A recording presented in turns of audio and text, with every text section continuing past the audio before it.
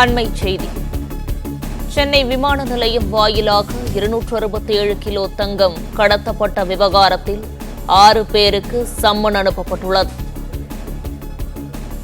விமான நிலைய பகுதியில் கடை ஒதுக்கப்பட்ட விவகாரம் தொடர்பான வித்வேதா பிஆர்ஜி நிறுவன இயக்குநராக இருந்த பாஜக நிர்வாகி பிருத்விக்கு சம்மன் அனுப்பப்பட்டுள்ளது. இது குறித்தான கூடுதல் விவரங்களை வழங்குகிறார் செய்தியாளர் கதிரவன்.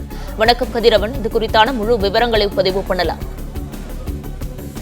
சென்னை விமான நிலையத்துல 267 கிலோ தங்க கடத்தல் விவகாரத்துல 6 பேருக்கு சுங்கத்துறை அதிகாரிகள் சம்மன் அனுப்பியிருக்கிறார்கள். இந்த விவகாரத்துல பாஜக நிர்வாகி பிருத்திவிக்கு சம்மன் அனுப்பி அவரிடம் விசாரணையும் நடைபெற்றிருப்பதாகவும் தகவல்கள் வெளியாகிருக்கின்றன. குறிப்பாக இந்த விமான நிலையத்துல கடை வைத்து 267 கிலோ தங்க கடத்திய விவகாரத்துல கடையை குத்தகை விட்ட பாஜக நிறுவனத்தில் தொடர்பு உள்ளதா என சுங்கத்துறை அதிகாரிகள் தொடர்ந்து விசாரணைகள் மேற்கொண்டார்கள். விமான நிலைய இணை பொது மேலாளர் வீட்டிலும் சுங்கத்துறை அதிகாரிகள் அதிரடியாக சோதனைகளை மேற்கொண்டார்கள். சென்னை விமான நிலைய தங்க கடத்தலில் பாஜக நிர்வாகி நடத்தி வரும் நிறுவனத்துக்கு என்னென்ன தொடர்புகள் என்பதை பல்வேறு கோணங்களை விசாரணை நடத்தி அவரிடம் விசாரணை மேற்கொள்வதற்காக சம்மனானது அனுப்பப்பட்டது.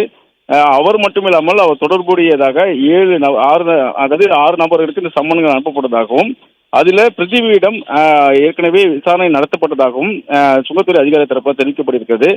குறிப்பாக வித்வேதா பிஆர்ஜி நிறுவனத்தின் இயக்குநராக இந்த பாஜக நிர்வாகி பிருத்திவி இருந்ததாகவும் அவரிடம் இந்த கடையை எவ்வாறு குத்தகைக்கு எடுத்து முறைகேடு நடைபெற்று இந்த கடைகள் குத்தகைக்கு எடுக்கப்பட்டதா என்பது குறித்தும் விசாரணை நடத்தப்பட்டிருக்கிறது.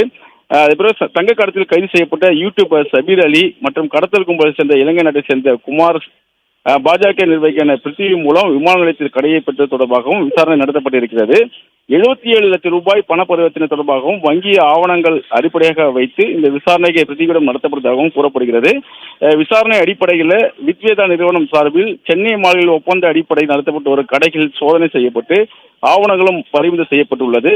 கடையை ஒதுக்கிய விவகாரத்தை தொடர்புடைய விமான நிலைய அதிகாரியான இணை பொதுச் செயலாளர் செல்வநாயகத்துக்கும் சம்மன்கள் அனுப்பப்பட்டிருப்பதாகவும் மொத்தம் இந்த விவகாரத்தில் 6 பேருக்கு விமான நிலைய சுங்கத்துறை அதிகாரிகள் சம்மன் அனுப்பியிருப்பதாகவும் இதில் பிருத்திவியிடம் மட்டும் விசாரணை நடைபெற்றிருப்பதாகவும் அடுத்தடுத்து 5 நபரிடம் விசாரணை நடத்தப்பட இருப்பதாகவும் சுங்கத்துறை அதிகாரி தரப்பில் தெரிவிக்கப்பட்டிருக்கிறது.